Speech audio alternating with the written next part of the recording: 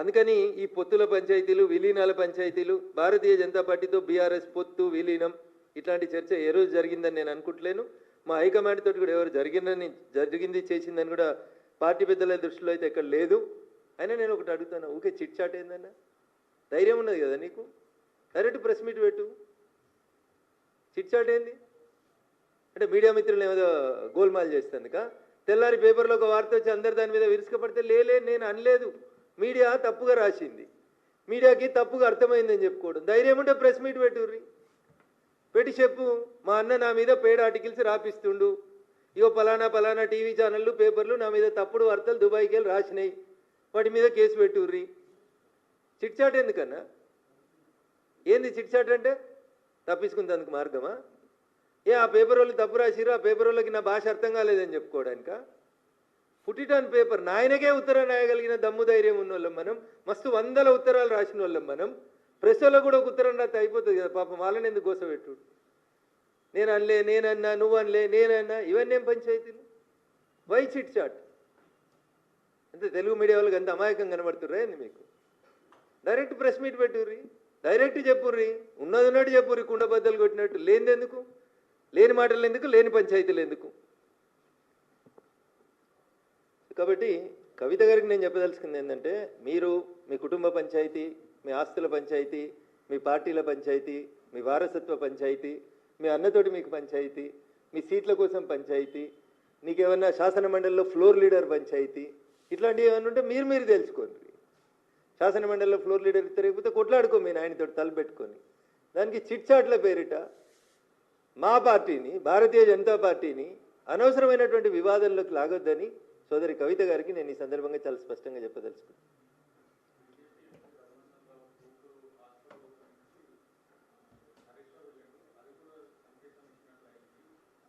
మరి ఆ రోజు హరీష్ రావుని ఎందుకు సస్పెండ్ చేయలేదు?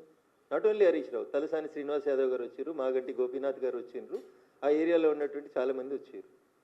ఆయన ఆరోగ్య శాఖ మంత్రిగా ఒక దవాఖానా ఓపెనింగ్కి వచ్చిండు. మీకున్న ఇబ్బంది ఏంది? ఒకవేళ హరీష్ రావు గారు బీజేపీ కోవర్ట్ అని మీకు అనిపిస్తే తెల్లారే ఎందుకు తీసేయలేదు క్యాబినెట్లోకి వెళ్ళి? ఒక బీసీ బిడ్డ ఈటల రాజేందర్ గారిని రాత్రి తీసేసిండు కదా మీ నాయన. మరి హరీష్ రావు అనేటైనా బీజేపీ కోవర్ట్ అనేది మా చెల్లి అభిప్రాయం అయితే, రఘునందన్ రావు కూతురు హాస్పిటల్ ఓపెన్ చేయడమే కవితమ్మ కడుపు నొప్పి అయితే, తెల్లారే ఉద్యోగులకి వెళ్ళి తీసేయనుంటి హరీష్ రావుని. ఆ రోజైతే మీ నాయన నీ మాట విన్నాడు కదా. అందుకని నేనేమంటున్నా, ఈ చిట్లు చాట్లు ఎందుకన్నా, ఇవి నేమి డైరెక్ట్గా నేమ్ పెట్టి చెప్పు. ధైర్యం లేకపోవడం, నేను మాట్లాడుతున్నా కదా, పేరు పెట్టి మాట్లాడుతున్నా, నేను ఊరు పెట్టి మాట్లాడుతున్నా, నేను అధికారికంగా ఆఫీస్ పెట్టు, లేకపోతే బషీర్బాగ్లో ప్రెస్ క్లబ్లో ప్రెస్ క్లబ్ తీసుకొని చెప్పు. అందరికీ నీ అంత గొప్ప ఇంగ్లీష్ రాకపోతే తెలుగులో మంచిగా రాసి ఈ ప్రెస్ నోట్ రాస్తారు, నువ్వేమితే కదే రాస్తారు. వై దిస్ చిట్ చాట్ అంటున్నా. సో వ్యక్తిత్వ హననం కోసం టీఆర్ఎస్ పార్టీ చేసినటువంటి ప్రయత్నాలన్నీ అయిపోయినాయి. టీఆర్ఎస్ని ప్రజలు నమ్ముతలేరనేది అర్థమైంది. వాళ్ళ ప్లీనరీ ఈడనే ఇదిగా లేకపోతే పోయి అమెరికాలో ప్లీనరీలు చేస్తున్నారు. ఎందుకు అమెరికాలో చోట్లేస్తారని నాకు తెలియదు, నేను వాళ్ళంతా చదువుకోలేదు. ఏంది సిల్వర్ జూబ్లీ ఏంది? ఈ దేశం కోసం పోయి ఏమన్నా అమెరికాలో చెప్తున్నారు వాళ్ళు? వచ్చిన తెలంగాణ ఎట్లా దోసుకున్నామో చెప్తారా, లేకపోతే దోసుకున్న డబ్బుల్ని అమెరికాలో యూట్యూబ్ ఛానళ్ళలో ఎట్లా పెట్టి రఘునందన్ రావుని ఎట్లా తిట్టాలి, లేకపోతే ఎవరెవరిని పెయిడ్ ఆర్టిస్టులు ఎట్లా హైర్ చేసుకోవాలి, అమెరికా చట్టాల ప్రకారం దొరకకుండా ఎట్లా తెలుగులో వార్తలు రాయాలనే చేసుకోవడానికి పోతుర్రా? For what you are doing? నేను అడుగుతున్నా సూటిగా చెప్పుని.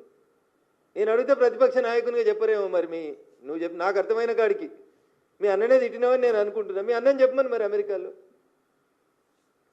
ఇంకా రాష్ట్ర ప్రభుత్వానికి కూడా నా 2 డిమాండ్లు. ప్రతిపక్ష నాయకులు చెప్పినరో మరి మీరు సపోర్ట్ చేస్తే మాట్లాడుతుర్రో కవిత గారు నాకు తెలియదు, కానీ ఆ కవితమ్మనే చెప్తుంది ఇప్పుడు ఏమని, పెయిడ్ ఆర్టిస్టులతోటి వ్యక్తిత్వ హననం చేస్తుర్రని. ఈ పెయిడ్ ఆర్టిస్టులు ఎవరో గుర్తించడానికి గౌరవ ముఖ్యమంత్రి రేవంత్ రెడ్డి గారికి ఉన్నటువంటి ఇబ్బంది ఏముంది? పెయిడ్ ఆర్టిస్టులను జైల్లో పెట్టడానికి ఉన్నటువంటి ఇబ్బంది ఏముంది? పేమెంట్ ఏ ఖాతాకి అవుతుంది, ఎవరికి అవుతుంది, ఎవరు ఆ దొంగలు, వాళ్ళ దగ్గర పైసలు ఎక్కడి? మీకు చేత కాకపోతే మాకు ఈ లిస్టు ఇన్కమ్ ట్యాక్స్ నన్ను తోలిస్తాం మేము. గట్లా దొంగ లెక్కలు ఎక్కడి, దొంగ పేమెంట్లు ఎక్కడి, దొంగ పంచాయతీలు ఎక్కడి? అంతా ట్రాన్స్పరెంట్గా ఉండాలని కోరుకుంటున్నాం కదా. అందుకని వాళ్ళ పార్టీ గురించి వాళ్ళు మాట్లాడినంతసేపు మేము ఎవరి గురించి మాట్లాడాం, మేము ఎవరి వ్యక్తుల్ని తక్కువ చేసి మాట్లాడాం. కానీ భారతీయ జనతా పార్టీని తక్కువ చేసి, భారతీయ జనతా పార్టీని బదనాం చేసి, మా క్యాడర్లో కన్ఫ్యూజన్ క్రియేట్ చేయాలనేటువంటి ప్రయత్నం చేస్తూ ఉన్నప్పుడు మేము చాలా స్పష్టంగా చెప్పదలుచుకున్నాం.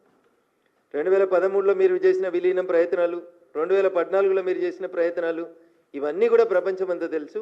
భారతీయ జనతా పార్టీ బీఆర్ఎస్ కలిసి పనిచేసిన అనేది ఈ రోజు దాకా వాళ్ళు పుట్టిన 25 ఏళ్లలో ఎన్నడూ జరగలేదు. నాకున్నటువంటి అంచనా, నాకున్నటువంటి అవగాహన మేరకు భవిష్యత్తులో కూడా అట్లాంటి స్కోప్ లేదని నేను అనుకుంటా ఉన్నా. కాబట్టి లేని దాని గురించి మా క్యాడర్ని, మా కార్యకర్తల్ని కన్ఫ్యూజ్ చేసి మీరు ఏది పడితే అది తిరిగి పేపర్లలో మాకు జాగ రావాలి. పేపర్లో మీకెందుకు జాగ వస్తుంది? జనం గుండెలోనే మీకు జాగలేదు కదా. జనమే వద్దనుకున్నారు కదా. మీరు జనం గెలిపేయాలనుకుంటే మిమ్మల్ని గెలిపిద్దురు కదా ఎంపీగా. జనం గుండెల్లో జాగలేదు, పరపతి పోయింది, గౌరవం పోయింది, వాళ్ళ నాయన భాషలో చెప్పాలంటే ఇజ్జత్ పోయింది. ఇన్ని పోయినాయి కాబట్టి వాటిని తెచ్చుకునేందుకు మళ్ళీ జాగ కోసం కొట్లాడ తప్పితే ఇదేముందన్న. కాబట్టి మీరు మీ కుటుంబ పంచాయతీ ఏమైనా ఉంటే తలపెట్టుకొని ఫామ్ హౌస్లో తెలుసుకోర్రి, మాకు అభ్యంతరం లేదు. మా పార్టీ పేరు తీయనంతసేపు, మా గురించి మాట్లాడనంతసేపు మేము ఎవరిని ఏమను.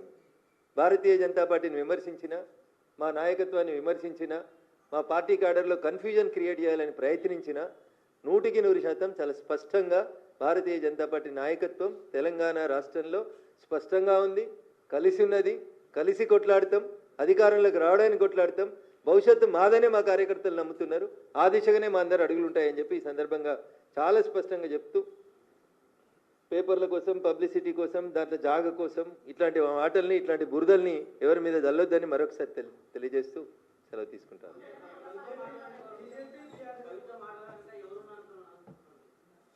ఇప్పుడు టీఆర్ఎస్ బలహీనపడాలి, టీఆర్ఎస్ నాశనం కావాలని ఎవరు కోరుకుంటారో నాకంటే ఎక్కువ మీకే తెలుసు అన్న. వాళ్ళే మాట్లాడిస్తారు.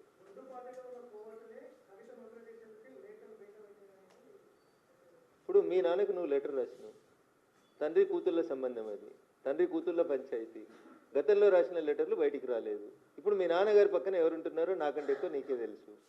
పోయి మీ నాన్నకి చెప్పు, ఇక పలానోడు లీక్ చేసినాడు, వాని పేరు పలానా, వాని బయటికి పంపించని చెప్పు. కోర్టు ఏందని, ఇదేమన్నా నక్సల్ సామ్రాజ్యమా? కోర్టు లేదు. వినడానికి సొంపుగుంటాయని, మాట్లాడితే ఎతి ప్రాసలకు కలిసి వస్తాయని ఇట్లా మాట్లాడితే ఎట్లా? మీ ఇంట్లో కోవర్ట్లు ఉన్నారా? మీ నాన్న పక్కన కోవర్ట్లు ఉన్నారా? ఏం చెప్పదలుచుకున్నావు నువ్వు? మీ నాన్న పక్కన కోవర్ట్లు ఉంటే ఏం చేస్తున్నావు మరి? బిడ్డగా మీ నాన్నని కాపాడుకోవాలి కదా. ఆ కోర్టుల పేర్లు ఏందో మీ నాన్నకి చెప్పి బయటికి పంపించాలి కదా.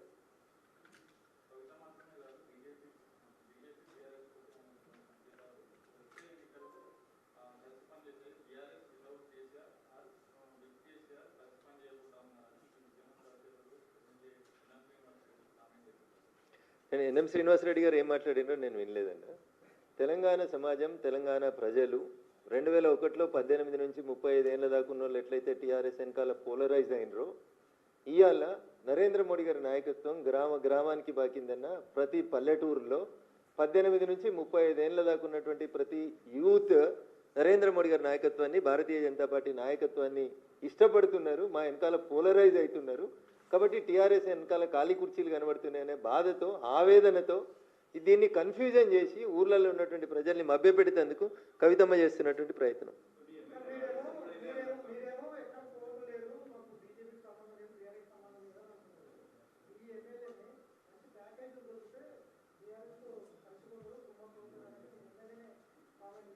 నేను వినలేదన్నా, మా ఎమ్మెల్యేలో ఎవరు మాట్లాడినో వినలేదు. ఒకవేళ ఎవరైనా మాట్లాడితే మా రాష్ట్ర పార్టీ పెద్దలు, అధ్యక్షులు, ఆల్ ఇండియా అధ్యక్షులు ఖచ్చితంగా దానికి సమాధానం చెప్తారు.